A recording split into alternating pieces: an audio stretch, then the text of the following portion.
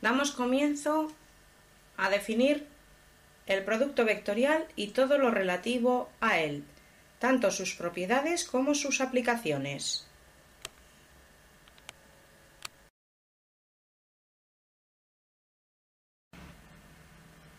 Vamos a dar la definición de producto vectorial. Si consideramos dos vectores A y B pertenecientes al espacio euclídeo tridimensional que hemos comentado al comienzo de este tema, y tanto el vector A como el vector B son distintos del vector 0, se llama producto vectorial y se denota A este símbolo B o bien A el aspa B a un nuevo vector C. Quisiera hacer un inciso y recordar que el producto escalar de dos vectores nos daba un número real, mientras que el producto vectorial de dos vectores, su resultado se define como un vector.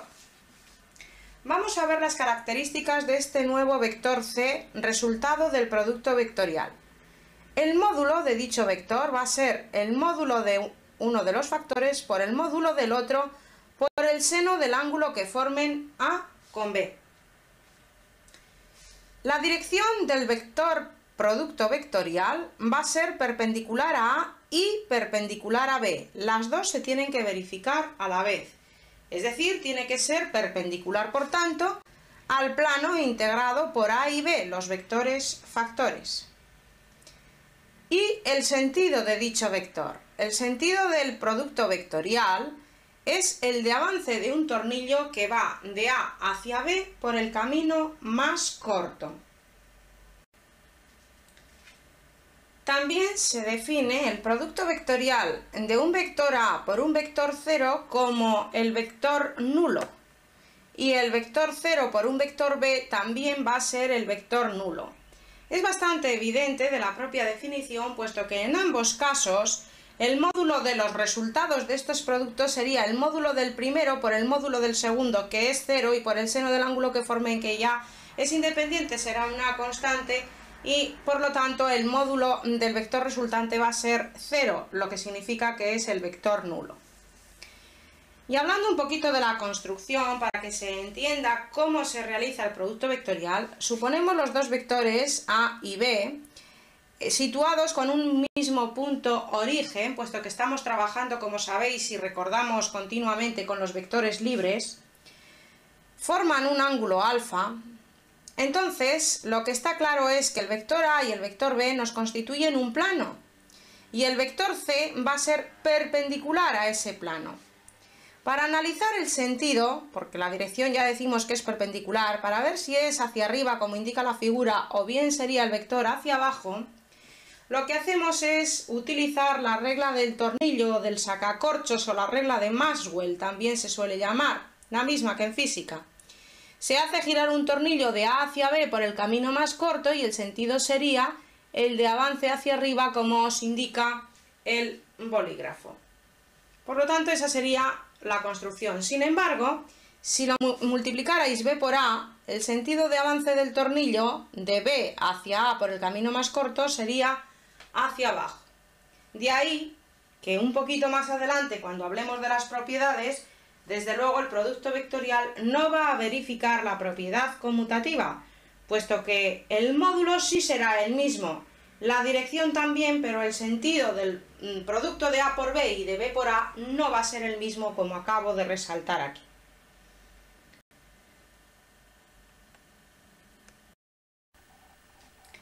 Vamos a analizar el ejemplo de la figura. Os hemos representado aquí un presunto cubo, aunque las dimensiones no están de lo más afortunadas, pero bueno, quisiera que se considerara un cubo, y ya sabéis que un cubo tiene todas las aristas iguales.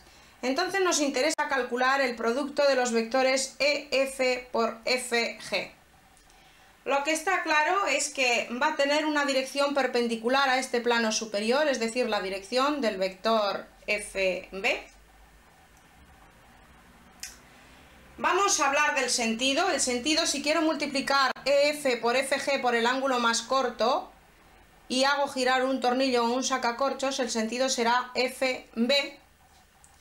Y el módulo será Pues el módulo de EF por el módulo de FG por el coseno del ángulo que forman, que tiene que ser 90 grados, es decir, pi medios. Vale, inclusive aunque no fuese cubo, tal y como aparece en la figura, que es simplemente un prisma, pero también valdría para cuando el módulo de las aristas fuese igual, que sería el caso del cubo, que era lo que en principio había pretendido que saliera en pantalla.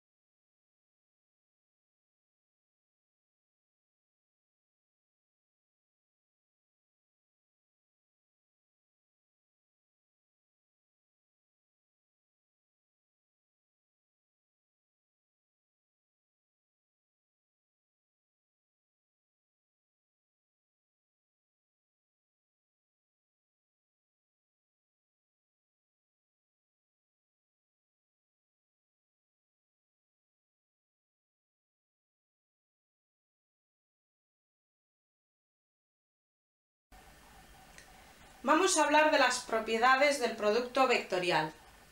La primera dice que para cualesquiera vectores x e y del espacio euclidio tridimensional, que se le denotaba por E3, y para todo lambda número real, se verifican estas dos propiedades. Que lambda multiplicando un vector x y el resultado multiplicado vectorialmente por el vector y es igual que multiplicar primeramente el producto vectorial de x por y luego multiplicarlo por lambda. Análogamente, cuando el escalar lambda afecta al segundo factor, x por lambda por y es igual a lambda por x por y, utilizando, insisto, el producto vectorial, que es el que estamos estudiando en este caso. La segunda propiedad nos indica que para todo par de vectores pertenecientes al espacio euclidio tridimensional, el producto de x por y es igual, pero de signo contrario, a menos y por x, es decir, el sentido es el opuesto, como os he comentado en la construcción. La tercera propiedad, que viene a ser la distributiva del producto vectorial respecto de la suma, nos indica que para tres vectores x, y, z pertenecientes al espacio euclidio tridimensional, x multiplicado vectorialmente a la suma de y más z es igual a x producto vectorial con y más x producto vectorial con z. Las demostraciones de estas propiedades se tratarán de hacer en las clases prácticas, pero vamos a analizar la cuarta propiedad y esta haré la demostración quizás porque sea más dificultosa, pero os la explicaré en las clases teóricas a continuación, en la pantalla siguiente. Vamos a dar el enunciado de esta cuarta propiedad que dice: es importante desde el punto de vista de que se la considera la interpretación geométrica del producto vectorial, una pregunta muy típica de teoría o que se pueden relacionar cualquier otra serie de preguntas en torno a ella. Y dice lo siguiente: para todos vectores x e y, por supuesto, del espacio euclidio tridimensional, el número real módulo del producto vectorial x por y, el módulo de este vector resultado, dice, y vamos a demostrar como os he dicho, que es igual al área del paralelogramo determinado por los dos vectores x e y. El módulo del producto vectorial decimos que es igual al área del paralelogramo determinado por los dos vectores. Vamos a dar lugar ahora a la demostración de esta última propiedad. Para ello analizamos en primer lugar la expresión geométrica, la figura geométrica que nos analiza el problema. Aquí tenemos el vector x, aquí disponemos del vector y, forman un cierto ángulo y lo que nos interesaba, según el enunciado de la propiedad, era calcular el módulo del resultado producto vectorial. Recordamos que por la propia definición, como venía dado el módulo, era el módulo del primer vector por el módulo del segundo y por el seno del ángulo que forman ambos vectores. Bien, pues si nos fijamos en la figura, el módulo de y es la base de este paralelogramo. Módulo de y es la base. Y módulo de x por el seno del ángulo que forman x e y, vamos a analizar lo que es. El módulo de x es la hipotenusa de este triángulo que estoy señalando en la figura. Módulo de x es la longitud de ese vector, o sea, la hipotenusa. Por el seno del ángulo que forman estos dos vectores, me dará precisamente esta magnitud de aquí, que es la altura de este paralelogramo, que la llamamos h. Por lo tanto, el módulo del producto vectorial es la base por esto otro que es la altura. Base por altura. Insistimos en que es base por altura, por lo tanto, el área de dicho paralelogramo. Con lo cual queda demostrada la interpretación geométrica del producto vectorial.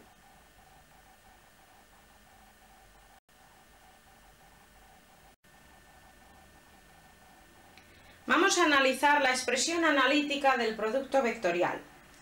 Para ello tomamos el sistema de referencia ortonormal de origen O, vectores IJK, I sobre el eje OX, J sobre el eje OY, K sobre el eje OZ. Son los versores que estáis acostumbrados a utilizar en física. Y entonces, en primer lugar, vamos a analizar, para poder llegar a una expresión analítica, vamos a analizar lo que ocurre con esos elementos de la base.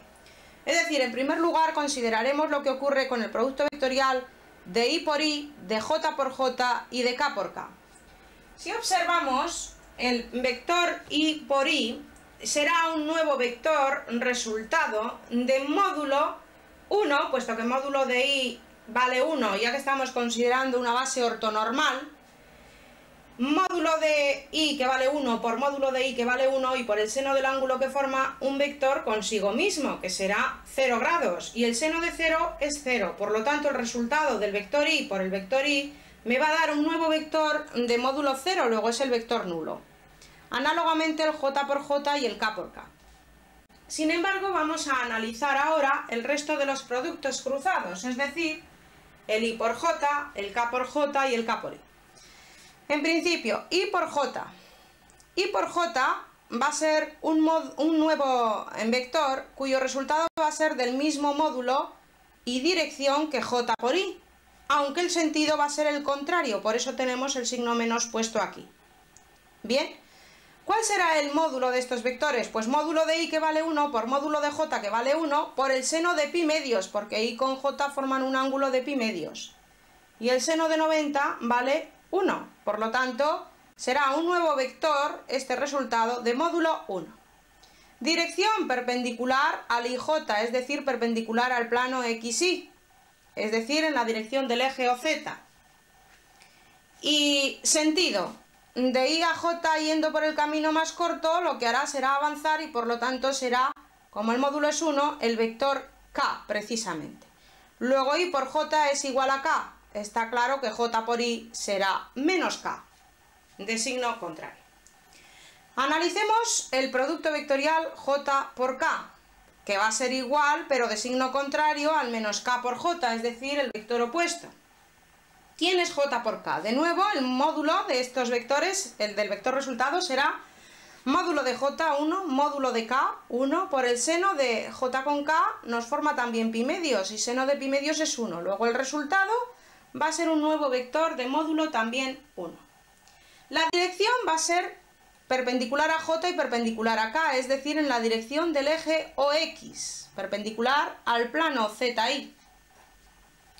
Sentido. Analizo J por K. J por K, al ir de J a K por el camino más corto, avanza en la dirección de I. Por lo tanto, como el módulo era 1, el resultado será el vector I. K por J, análogamente, sería el menos I, o bien menos K por J es igual a I. Analicemos el tercer producto cruzado, K por I, este por este vector. Desde luego va a ser igual pero de signo contrario, es decir, el opuesto, que menos I por K.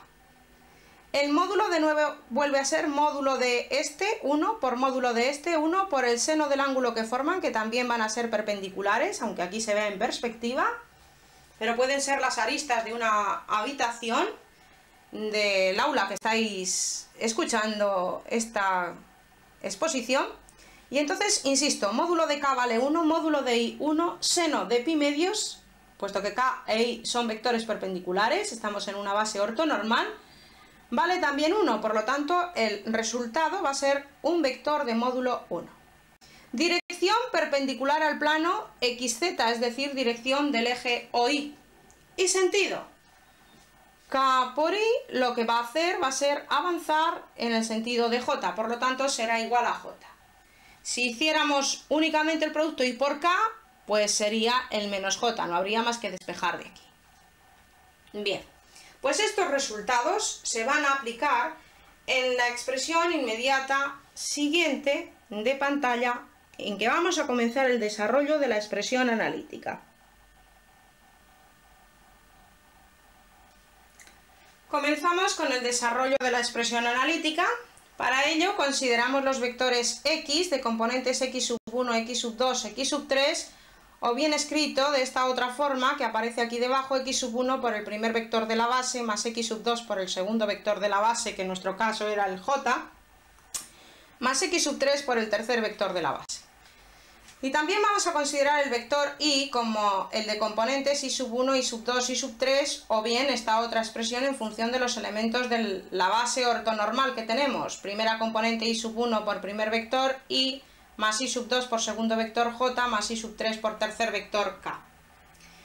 En función de las propiedades que hemos visto y teniendo en cuenta los productos cruzados, es decir, en primer lugar lo que vamos a hacer es multiplicar este por este, más este por este otro, más este por este otro, más este por este, más este por este, más este por este, más este, así sucesivamente, se van cubriendo todos, se van juntando los coeficientes y nos quedarán los productos de los vectores I por I por J, I por K, J por I, J por J, J por K, K por I, K por J, K por K. Desde luego con los coeficientes dispuestos de tal manera. A manera apropiada como resulten, quiero decir. Teniendo en cuenta que no se verifica la propiedad conmutativa, es decir, que el I por J es igual que el menos J por I, pues aparecerán expresiones de este tipo. Y también recordando que el I por I, el J por J y el K por K valían el vector 0, por lo tanto se anularán esos términos. Y si tenéis el gusto de desarrollarlo un poquito despacio, os quedan expresiones de este tipo que vamos a dar un poco de unos segundos para que podáis copiar. Pero vamos a ir leyéndolo. El primer coeficiente sería X sub 2 por Y sub 3 menos X sub 3 por Y sub 2, que multiplica al vector I, más, paréntesis, X sub 3 por Y sub 1 menos X sub 1 por Y sub 3, que multiplica al segundo vector J. más paréntesis x sub 1 y sub 2 menos x sub 2 y sub 1 por el vector k.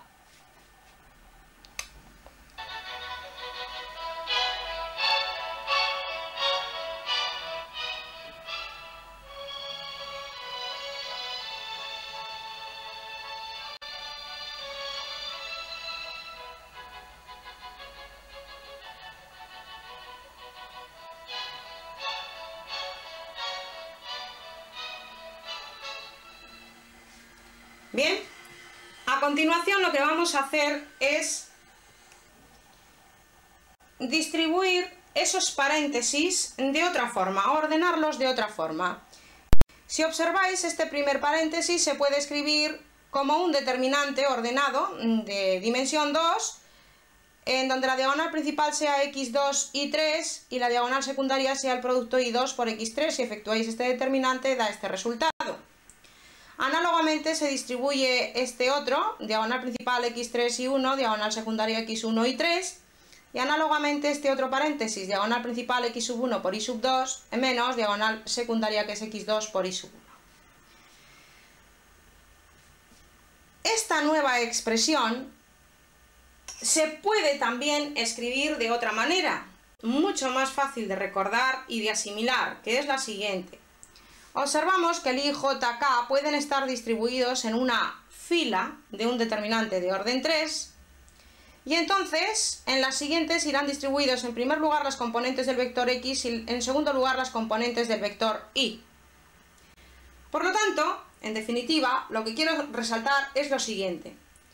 Observad que si desarrollásemos este determinante por los elementos de esta fila, nos quedaría el vector Y por su adjunto, que le corresponde el signo más, y por su menor complementario suprimir la columna y fila correspondientes y nos queda x2, x3 y 2 y 3, efectivamente. El vector J, por su adjunto, que le va a corresponder el signo menos, puesto que es el elemento 1, 2, si recordáis, y le va a corresponder este menor, el x1, x3 y 1 y 3. Como se cambian las columnas, cambia el signo, en vez del menos ponemos el más. Y por último, el vector K, que le corresponde el signo más en los adjuntos, elimináis la fila y columna correspondientes y quedaría el menor x sub 1, x sub 2 y 1 y 2, como aquí se demuestra. Bien, pues entonces en definitiva bastaría para calcular el producto vectorial de dos vectores, según su expresión analítica, resolver este determinante que, por supuesto, como I, J y K son los vectores representativos de la base, nos va a quedar un vector con primera componente, segunda y tercera, que era lo que pretendíamos.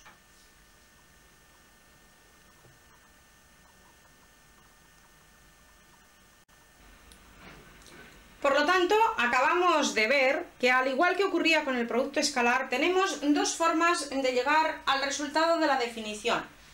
Una, en el caso del producto vectorial, ciñéndonos a este tema, podemos calcular su expresión analítica simplemente mediante este determinante. Y de la otra manera es determinar todos los elementos del vector resultado, el módulo, la dirección y el sentido, que era como en principio venía dada la definición. Vamos a hablar de cómo se calculan las coordenadas de un vector perpendicular a dos rectas. Si deseamos obtener un vector perpendicular a dos rectas dadas, la R y la S, bastará con que sea perpendicular a sus vectores directores, al vector D y al vector D'. Por lo tanto, si el vector D es el vector director, de la recta R, el que caracteriza la recta R, y el vector D' es el que caracteriza la recta S, el vector resultado producto vectorial de ambos será perpendicular a esos dos vectores por la propia definición de producto vectorial y por lo tanto a ambas rectas. Luego no habrá más que calcular el producto vectorial de los dos vectores directores para que obtengamos un vector perpendicular a dos rectas dadas. Vamos a calcular ahora las coordenadas de un vector paralelo a una recta, dada como intersección de dos planos. Bien, vamos a suponer, como en la figura, la recta R que viene dada como la intersección de los planos pi y pi'. Pi' el coloreado, pi el que está más oscurecido.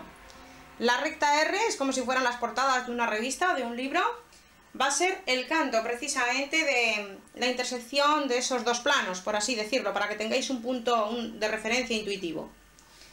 Consideramos entonces la recta R dada como la intersección de dos planos cuyas ecuaciones generales son las que presentamos en pantalla, es decir, ax más bi más cz más d igual a 0 van a ser las ecuaciones del plano pi, a'x más b'y más c'z más d' igual a 0 van a ser las ecuaciones del plano pi'. Si recordamos cómo se calculaba el vector característico perpendicular a un plano, recordaréis que eran los coeficientes de la ecuación general, por lo tanto el vector a, b, c va a ser las componentes de un vector perpendicular al plano pi, es decir, el vector u. El vector u será perpendicular a este plano pi.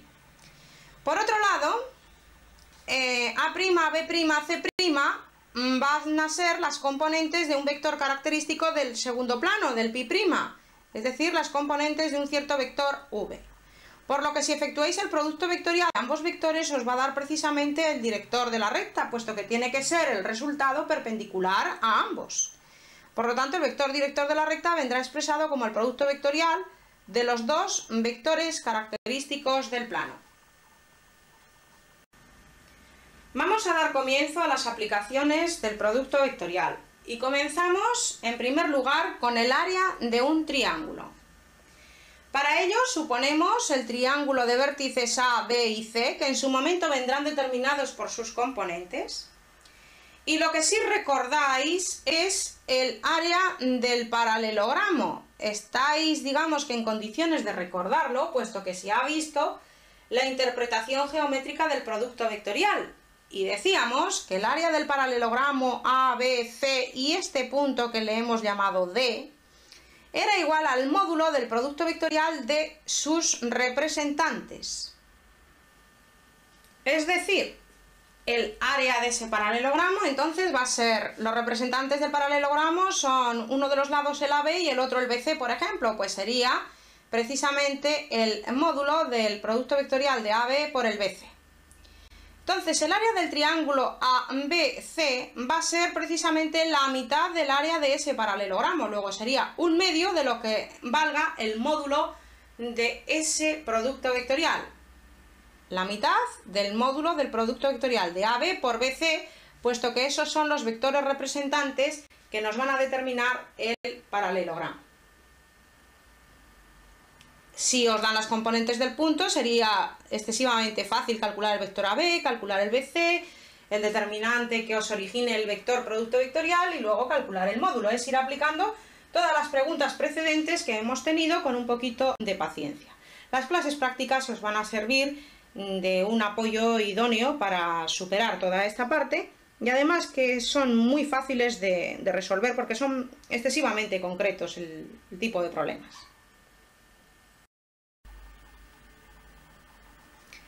Bien, comenzamos ahora con la segunda aplicación, que es la distancia de un punto a una recta.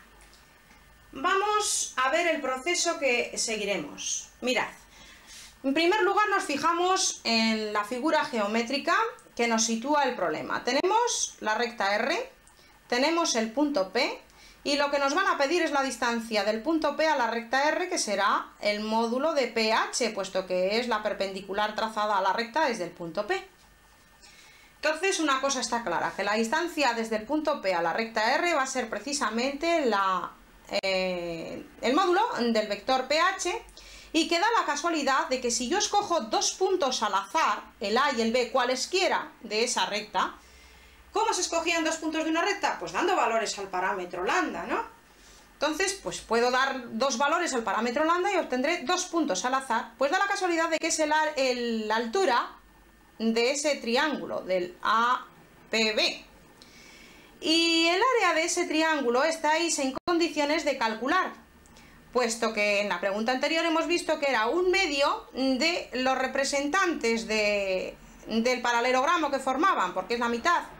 Un medio entonces sería del módulo del producto vectorial de AB por AP, puesto que el paralelogramo sería este, no está excesivamente resaltado para no enturbiar el problema que nos ciñe a nosotros, y la mitad sería el área del triángulo. Bien, pero de otra parte, sabéis de edades mucho más infantiles que el área de un triángulo era la mitad, un medio, de la base, que va a ser el módulo de AB, por la altura, que es precisamente el módulo de PH, o sea, la distancia que a nosotros nos interesa calcular. Entonces no tenemos más que igualar estas dos expresiones del área. Al igualar el 1 medio y el 1 medio se va a simplificar, nos queda este módulo igual al producto de estos módulos, se despeja el módulo de PH, que es precisamente la distancia que hay del punto P a la recta R, y nos va a quedar el módulo de ese producto vectorial dividido entre el módulo de la base. Creo que es un razonamiento excesivamente fácil y que no tendríais ni necesidad de memorizar estas fórmulas resultados, sino simplemente ir analizando la lógica geométrica del espacio, simplemente. Bien, vamos a hablar ahora de la distancia entre dos rectas y vamos a distinguir dos casos. El primero de ellos, cuando las dos rectas sean paralelas. Va a haber diferencia en la manera de trabajar si son paralelas o si se cruzan en el espacio. Entonces veamos, suponemos la recta R y la recta S que son paralelas. El proceso que vamos a hacer es calcular la distancia entre las dos rectas, la mínima distancia, y por supuesto si yo determino un punto cualquiera al azar A, la mínima distancia será el módulo de esta perpendicular trazada a la otra recta, es decir, el módulo de AH tal y como aparece en la figura, ¿no? La distancia entre las dos rectas sería el módulo del vector AH, es decir, la distancia que hay del punto A la recta S, la distancia que hay del punto A la recta S. Entonces lo que se hace es, como indicamos, tomar un punto al azar A de la recta R y dos puntos también al azar B y C de la recta S. Entonces, haciendo esta consideración que hemos hecho de que la distancia entre las dos rectas, la mínima, va a ser el módulo de este vector, es decir, la distancia de este punto a esta recta, recordamos que sabemos calcular el área del triángulo ABC, puesto que era un medio del vector BA, producto vectorial, por el BC del módulo de ese producto vectorial, que eran los representantes. Era la mitad. Pero por otro lado, el área de este triángulo también va a ser un medio de la base, que es el módulo de BC, por la altura, que va a ser el módulo de AH. La base de este triángulo es esta y la altura es esta. Entonces no tenéis más que igualar, análogamente como se hacía en el cálculo del área de un triángulo, y os quedará que el 1 medio con el 1 medio se va, queda el módulo de este producto vectorial igual a este otro producto y despejamos el módulo de AH, que es lo que nos interesa, precisamente la distancia entre las dos rectas o la distancia que hay del punto A a la otra recta paralela, y es el módulo de ese producto vectorial dividido entre el módulo de la base. Por lo tanto, insisto, el criterio que hay que seguir cuando las dos rectas son paralelas es calcular un punto al azar de una de las rectas y luego distancia de un punto a la otra. Cuestión vista en una pregunta anterior. Ese es el razonamiento, el esquema geométrico y lógico concreto. Pasamos a la tercera aplicación. La tercera aplicación es la distancia de un punto a un plano. Nos situamos con una figura que nos sirva de ayuda. Por cierto, estas figuras, aunque no respondan excesivamente a los datos concretos, es decir, cuando tengáis un ejercicio determinado, pues el punto P tendrá las componentes 1, menos 5, 4. Este vector será el 2, 4, 6. Bueno, pues aunque no respondan a los datos concretos, debéis de plantearos una figura en donde el problema os quede latente, se vea gráficamente lo que queréis obtener y la situación que se plantea de perpendicularidad, de paralelismo, de distancias, en fin. Todo eso os ayuda bastante a la estrategia de resolución del problema. Entonces vamos a fijarnos un poco en la estrategia de la figura que hemos planteado. La distancia de un punto P a un plano que hemos llamado pi, se le suele llamar a los planos.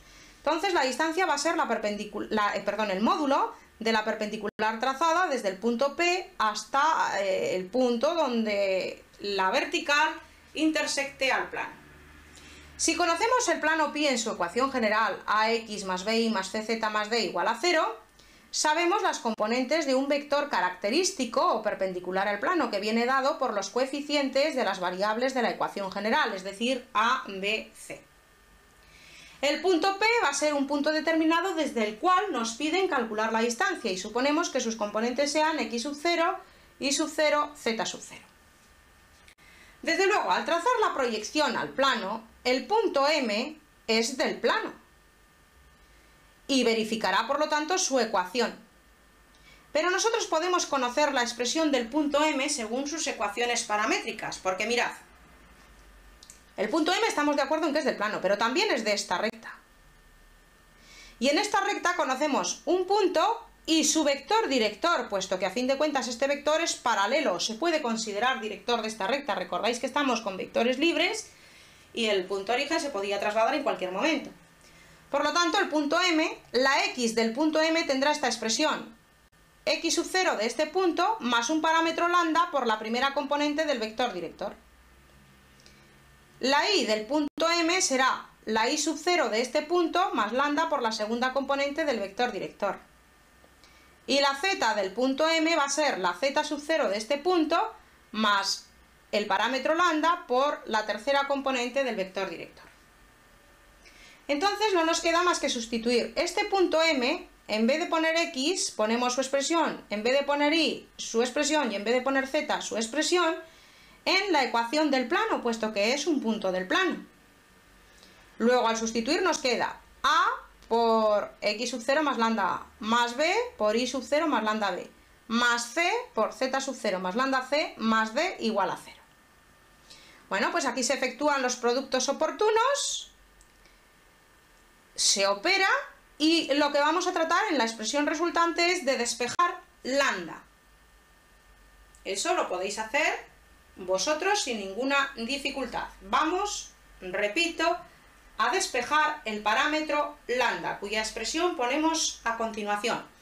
Insisto en que no se trata más que de ir multiplicando e ir quitando estos paréntesis y después despejar lambda.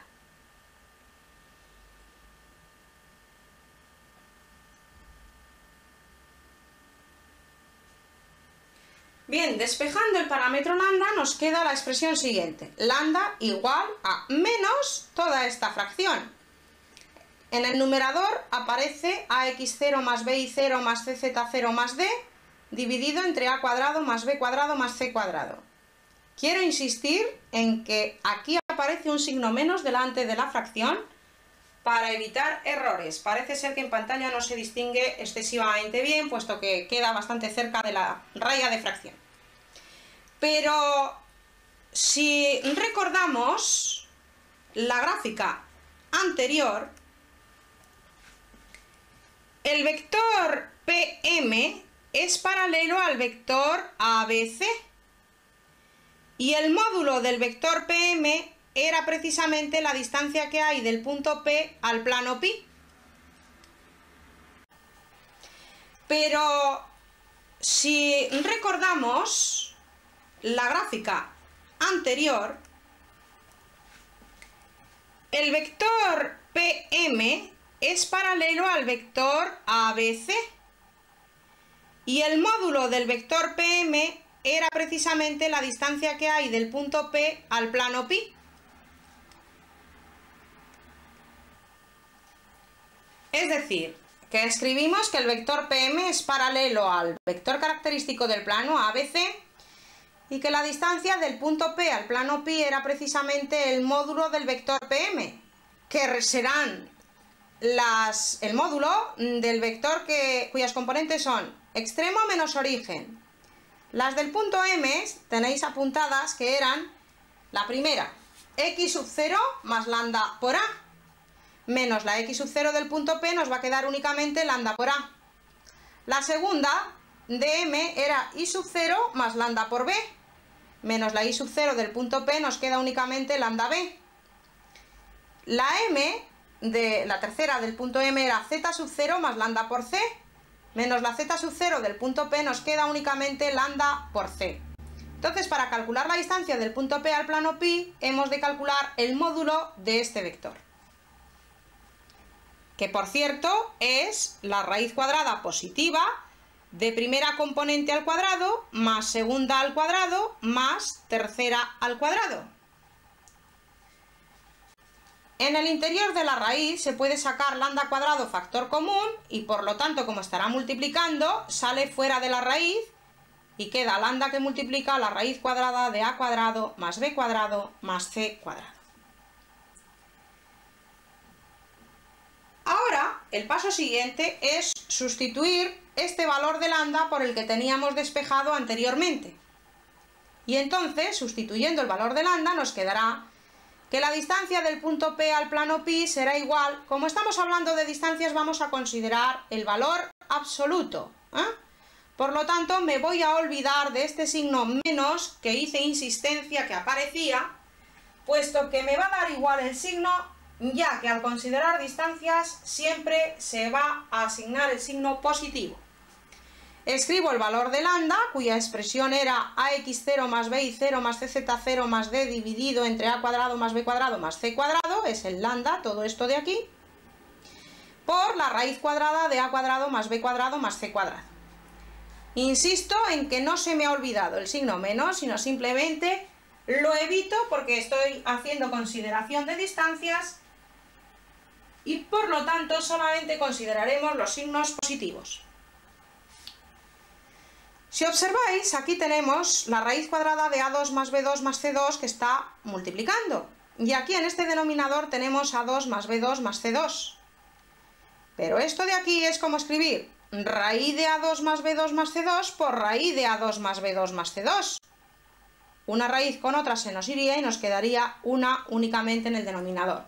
Por tanto, concluyendo, la distancia del punto P al plano pi es el valor absoluto de ax0 más bi0 más cz0 más d dividido entre la raíz cuadrada de a cuadrado más b cuadrado más c cuadrado.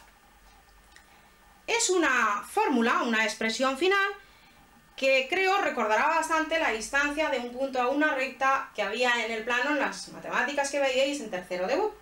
Es muy sencilla de recordar, puesto que se trata de... Si observáis, en el numerador se sustituye el punto x0, y0, z0 desde el cual se quiere hallar la distancia al plano en la ecuación del plano. Y debajo aparece la raíz cuadrada de la suma de los cuadrados de los coeficientes de la ecuación general. La distancia entre dos planos paralelos es la misma que hay desde un punto P de uno de ellos al otro plano. Es decir, lo primero que realizaremos será tomar al azar un punto P del plano pi y en segundo lugar calcularemos la distancia del punto P al plano pi'. Vamos a analizar ahora la distancia entre dos rectas que se cruzan en el espacio. ¿Recordáis que os comentaba que podría ser la trayectoria rectilínea de dos aviones en el espacio, que por supuesto en un momento dado podrían estar situados en la misma vertical, pero sí en planos diferentes, ¿no? Bien, vamos a hacer una referencia a la figura para establecer el problema. Tenemos la recta R, proyectamos sobre este plano que nos daría la R' discontinua, la proyección sobre el plano pi, y otra recta S que va a estar situada, contenida en el plano pi. Entonces lo que sí es cierto que nos determinará la perpendicular común, nos va a determinar unos puntos P y Q, y la distancia entre esos dos puntos será precisamente la mínima distancia entre dos rectas que se cruzan. Claro, nos interesa la mínima, otras distancias es otra cuestión aparte. Entonces vamos a realizar los siguientes pasos que vais a seguir vosotros en cualquier problema de tipo práctico y que lo vais a entender con bastante facilidad, mejor que con fórmulas, que a fin de cuentas no haríais más que memorizar una serie de expresiones que quizás no llegarais a razonar. Entonces lo vamos a realizar de la siguiente manera. Primero, vamos a calcular la ecuación del plano que contiene a la recta S y que es paralelo a la recta R. Repito, primero calculamos la ecuación del plano que contiene a la recta S y es paralelo a la recta R. Disponemos de cualquier punto de la recta S del vector director de S y del vector director de R, que por ser libre podríamos trasladarlo al plano. Y serían dos vectores contenidos en el plano. Segunda cuestión. En el segundo lugar lo que vamos a hacer es tomar al azar un punto P de la recta R. Da igual, el que sea, un punto P. El punto daría lo mismo a lo largo de la recta que se hubiera tomado, puesto que la distancia del punto P al plano pi, que ya hemos calculado en el apartado 1, donde hacemos referencia, es precisamente la mínima distancia entre las dos rectas que se cruzan.